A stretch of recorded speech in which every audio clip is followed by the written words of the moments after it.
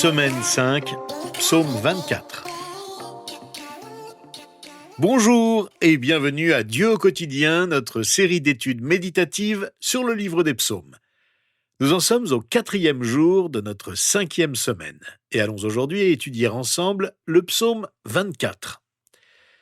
Cet hymne de David répond à 3 questions fondamentales. À qui appartient l'univers ? Qui peut accéder à Dieu et se tenir devant lui ? Qui est le roi glorieux de l'univers ?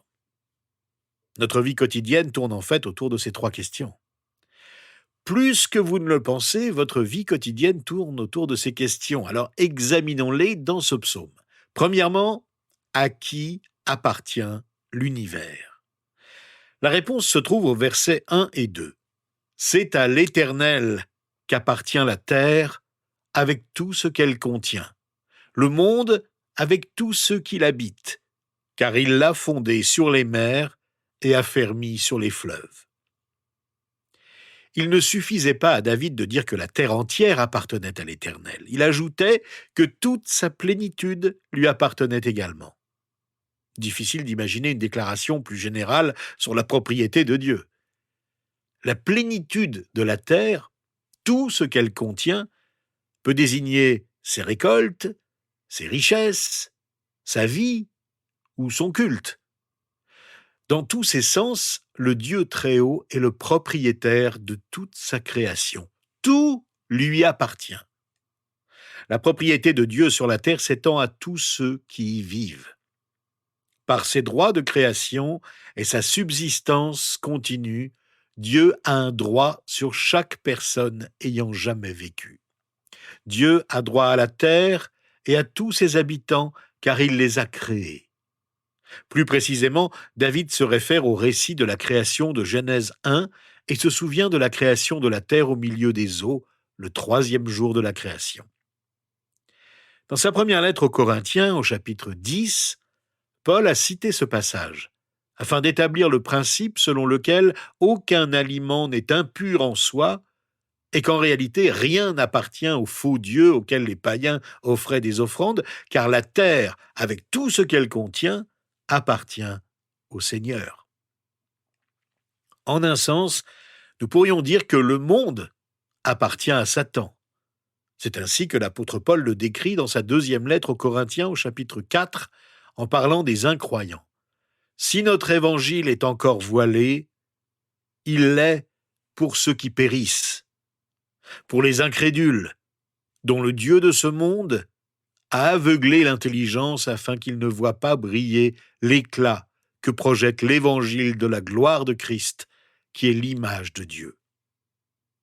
Lorsque le diable a tenté Jésus en lui promettant de lui donner les royaumes de ce monde, Jésus n'a pas remis en question sa capacité à agir ainsi. Pourtant, Satan ne peut agir que si Dieu le lui permet. La propriété ultime de Dieu est donc bien réelle. La 2e question fondamentale à laquelle notre psaume répond sans hésitation est celle-ci. Qui peut accéder à Dieu et se tenir devant lui ? C'est la question posée aux versets 3 à 6. Qui pourra monter à la montagne de l'Éternel ? Qui pourra se tenir dans son lieu saint ? Celui qui a les mains innocentes et le cœur pur. Celui qui ne se livre pas au mensonge et qui ne fait pas de serment trompeur. Il obtiendra la bénédiction de l'Éternel, la justice du Dieu de son salut. Telle est la génération de ceux qui te cherchent, qui aspirent après toi, Dieu de Jacob. Pause. Compte tenu de la souveraineté de Dieu sur la terre et sur tous ses habitants, David se demandait qui avait le droit de se tenir devant Dieu. Il ne s'agissait pas de savoir gravir des montagnes ou des collines, mais du droit de se présenter devant Dieu. David clarifie sa question précédente en ajoutant ceci. Qui pourra se tenir dans son lieu saint ? Cette question préoccupait autrefois l'humanité bien plus qu'aujourd'hui. Il fut un temps où les hommes et les femmes se demandaient sincèrement ce qui était attendu d'eux pour être en règle avec Dieu. Aujourd'hui, il semble que la question la plus fréquemment posée soit « Comment puis-je être heureux ?» Le bonheur personnel est important, mais il n'est pas plus important qu'une relation juste avec notre Créateur qui subvient aux besoins de la terre et de ses habitants. David a non seulement posé une question importante, mais la plus importante. Il a déjà établi que Dieu dirige la terre, mais il déclare aussi que Dieu dirige la terre sur un fondement moral. Il se préoccupe du comportement moral de l'humanité. Vous vous souvenez peut-être, en étudiant le psaume 15, que la montagne du Seigneur est le lieu du temple, du tabernacle, le lieu de la présence du Seigneur. Qui peut tenir en présence de Dieu? Tous ceux qui sont purs dans leurs actions et leurs intentions. Ceux-là peuvent gravir la montagne du Seigneur et se tenir dans son lieu saint. Et nous savons maintenant, grâce à ce que Jésus a fait pour nous sur la croix, que la seule façon de gravir cette montagne est de regarder ce que Jésus-Christ a fait pour nous sur une colline, sur la colline du Calvaire. Nous ne pouvons pas rendre nos mains suffisamment innocentes. Nous ne pouvons pas rendre notre cœur suffisamment pur. Aussi innocentes que vous puissiez rendre vos actions, elles ne seront jamais parfaitement pures. Aussi pur que vous puissiez rendre votre cœur, il ne sera jamais parfaitement pur. C'est par nos paroles et nos serments que nous pouvons vérifier si notre cœur est pur. Les paroles que nous prononçons sont un bon indicateur de l'état de notre cœur, de l'homme ou de la femme intérieurement. Quiconque fait des promesses trompeuses n'est pas bien accueilli par Dieu. David comprenait tout cela à la lumière des principes généraux de l'Ancienne Alliance, dans laquelle Dieu promettait de bénir et d'accueillir l'Israël obéissant, et promettait également de maudire et d'affliger l'Israël désobéissant. En dehors des termes de l'Ancienne Alliance que Dieu a conclus avec Israël, ces réponses de David peuvent désespérer. Il est facile de considérer la liste des choses que nous avons faites ou pensées pour constater que nos mains ne sont pas toujours innocentes et que notre cœur n'est pas toujours pur. L'idolâtrie peut être à la fois subtile et tenace dans notre cœur. Et il est aussi trop facile de faire des promesses avec au moins une pointe de tromperie. Heureusement, Dieu a établi une meilleure alliance, une nouvelle alliance par la personne et l'œuvre de Jésus. Sous la nouvelle alliance, nous voyons que Jésus est celui qui a les mains innocentes et le cœur pur, parfaitement pur. Par sa justice, donnée à tous ceux qui croient, nous pouvons gravir sa sainte montagne et nous tenir dans son lieu saint. Nous avons besoin d'un sauveur. Dieu est notre propriétaire parce qu'il nous a créés. Mais nous avons ensuite usurpé son droit à la propriété et avons décidé d'être maîtres de nous-mêmes. Et donc, par choix, nous nous sommes laissés posséder par le malin. Nous nous sommes placés sous l'empire de Satan plutôt que sous le règne de Dieu. Et puis le propriétaire que nous avons rejeté, c'est la vérité la plus incroyable de toute l'histoire de l'humanité, le propriétaire que nous avons rejeté nous a rachetés. C'est à lui que nous appartenons. C'est à lui que nous sommes consacrés. Nous ne nous appartenons pas.